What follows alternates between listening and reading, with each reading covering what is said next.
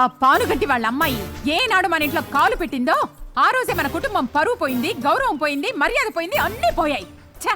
నేనెంత చెప్పినా వినకుండా తనను లవ్ చేస్తున్నాను, గివ్ చేస్తున్నానంటూ చేసుకుంటే ఆ పిల్లనే చేసుకుంటాను లేదంటే చచ్చిపోతానని చెప్పి మా అందరిని ఒప్పించి తనను పెళ్లి కూడా చేసుకున్నావు. ఇప్పుడేమైందిరా? ఇప్పుడేమైంది? నిన్న అసలు లెక్క చేసిందా? మోసపోయానమ్మా.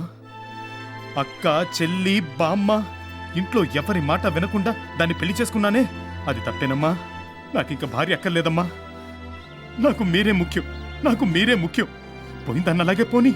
మీరు తొందరపడి ఎలాంటి నిర్ణయం తీసుకోకండి. మమ్మల్ని చూస్తూ ఊరుకోమంటారా? మీ అమ్మాయి ఏం ఊరికే పోలేదు, 46 సవర్ల నగలతో పోయింది. ఒకటి, మనం దాన్ని వెతికి పట్టుకోవాలి, లేదా అత్తారింట్లోనే దొంగతనం చేసిందని పోలీస్ కంప్లైంట్ ఇవ్వాలి.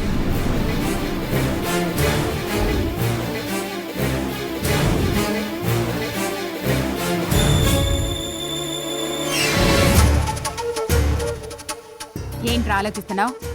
పెళ్ళాం మీద ఎలా కంప్లైంట్ ఇవ్వాలనా?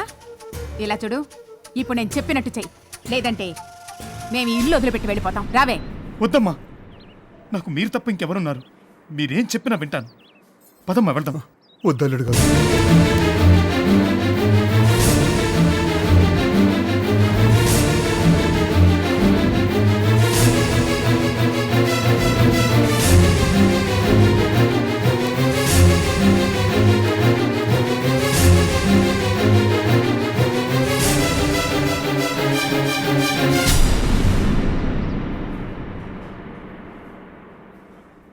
ఎక్కడికి వెళ్ళావే?